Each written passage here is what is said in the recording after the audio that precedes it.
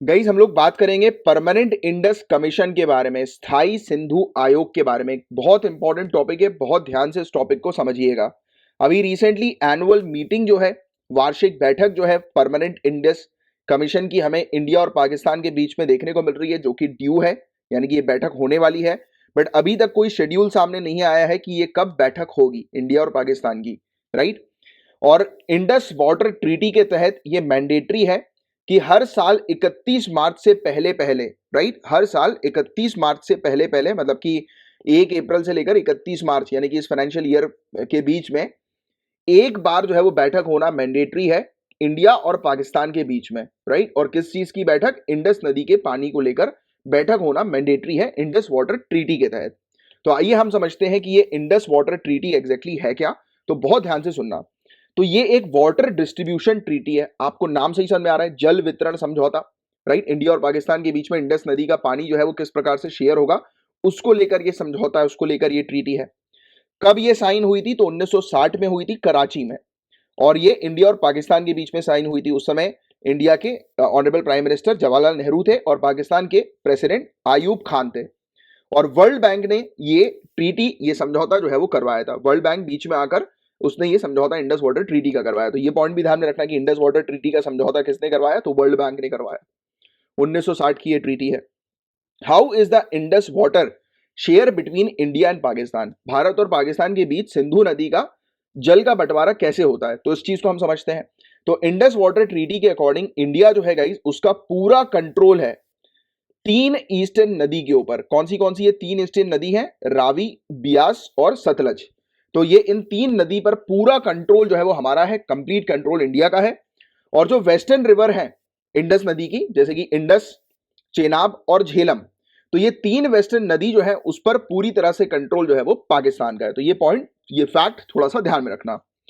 और इस प्रोविजन के तहत इंडस वाटर ट्रीटी जो साइन हुई है इंडिया और पाकिस्तान के बीच में 1960 में, तो सभी का सभी पानी जो ईस्टर्न नदी का है, सतलज, बियास और रवि नदी का, जो कि टोटल 33 मिलियन एकड़ फीट है, तो हर साल ये एलोकेशन जो है वो इंडिया के पास अनरिस्ट्रिक्टेड जाता है। मतलब कि इंडिया के पास 33 मिलियन एकड़ फीट पानी जो है वो हर साल पहुंचेगा। तो ये ट्रीटी ने क्लियरली मेंशन किया है।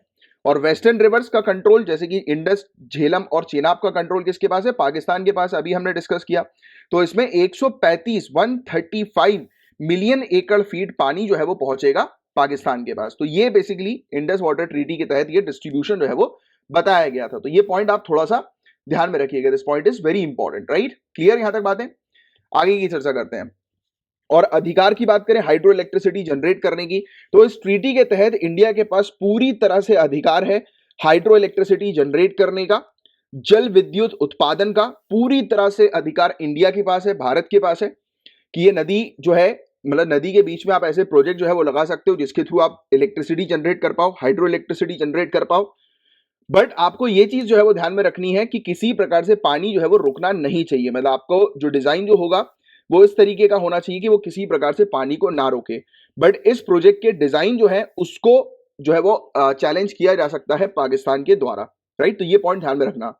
इंडिया के पास पूरा अधिकार है कि इंडिया किसी भी नदी, यानी कि 6 की 6 नदी पर अपने हाइड्रो इलेक्ट्रिक प्रोजेक्ट, यानी कि 3 नदी तो ऑब्वियसली बात है कि इंडिया के पास है, बट वेस्टर्न वाली नदी जो है वो उसका कंट्रोल पाकिस्तान के पास है। बट हम वेस्टर्न नदी पर भी अपने प्रोजेक्ट जो है वो स्टैब्लिश कर सकते हैं, राइट।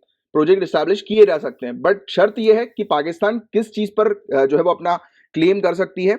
इस प्रोजेक्ट के डिजाइन के ऊपर ये क्लेम कर सकती है कि इस प्रोजेक्ट के कारण इस नदी का बहाव जो है वो कम हो रहा है, वो घट रहा है। तो इस तरीके से वो चैलेंज जो है वो कर सकती है। तो इस ट्रीटी के अंदर ये चीज जो है वो मेंशन है, राइट। तो ये चीज आप थोड़ा सा ध्यान में रखना। एंड ये अधिकार देती है पाकिस्तान को कि पाकिस्तान वही चिंता जो है वो व्यक्त कर सकती है project, Indian hydro electric project के डिजाइन के ऊपर, जो कि वेस्टर्न रिवर्स के ऊपर बना है, जो चीज मैंने जस्ट अभी आपको एक्सप्लेन करी। यहां तक बात आपको क्लियर हो गई?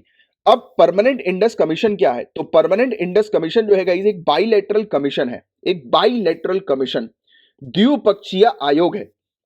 और इसे क्रिएट किया गया है इंडस वाटर ट्रीटी 1960 के जो गोल्स हैं, एम है, उसको इंप्लीमेंट और मैनेज करने के लिए। तो ये जो समझौता हुआ, तो ये समझौते को इफेक्टिव बनाने के लिए, लागू करने के लिए ये परमानेंट इंडस कमीशन जो है वो शुरू किया गया। एंड गाइस ट्रीटी के अकॉर्डिंग कमीशन जो है, इसकी बैठक एटलीस्ट साल में एक बार होगी, ऑल्टरनेटिवली एक साल इंडिया में होगी, एक साल पाकिस्तान में होगी। तो ये एक बार बैठक करने की बात जो है वो परमानेंट कमीशन करता है।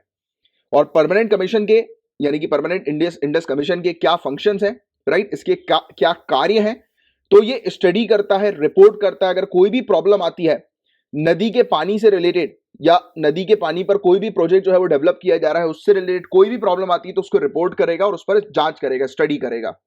जो भी मुद्दा जो है वो पानी के शेयरिंग से रिलेटेड जो है वो उठता है तो उसको रिजॉल्व करने का काम करता है ये परमानेंट कमीशन।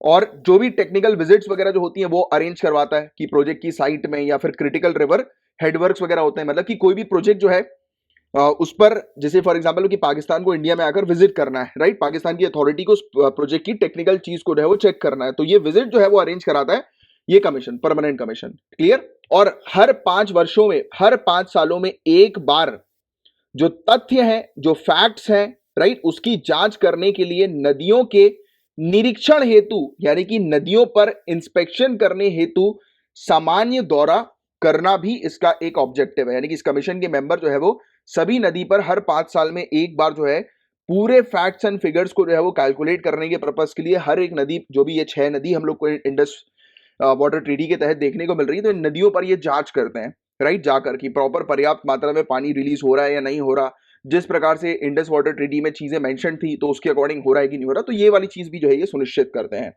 इसके अलावा नेसेसरी स्टेप्स इनके द्वारा लिया जाता है जो ट्रीटी है उसके प्रोविजंस को इंप्लीमेंट करने के लिए, लागू करने के लिए। तो ये चीज हमने जो है वो देखी, कमीशंस, परमानेंट इंडस कमीशन के बारे में बात करी, कमीशन के फंक्शंस के बारे में हमने बात करी, राइट, और इंडस वाटर ट्रीटी के बारे में जो है वो हमने चर्चा करी, राइट, डिटेल में।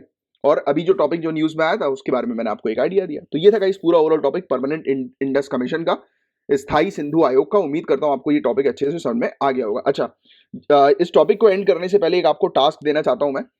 आपको करना क्या है, इंडस नदी की जितनी भी ट्रिब्यूटरीज हैं उनको आप मैप ड्रॉ करो और मैप पर बनाओ, मैप पर बनाकर अपने पास रखो, राइट। और मैप भी जो है वो गाइज आपको कोशिश करना है कि अपने हाथों से जो है वो मैप बनाना है, ठीक है, यानी कि पेंसिल से आपका मैप जो है वो ड्रॉ होना चाहिए, पेन से आप ड्रॉ करो मैप, उसकी प्रैक्टिस करो लगातार, ठीक है। तो ये चीज आपको जो है वो बतानी थी और ये था पूरा ओवरऑल टॉपिक गाइज।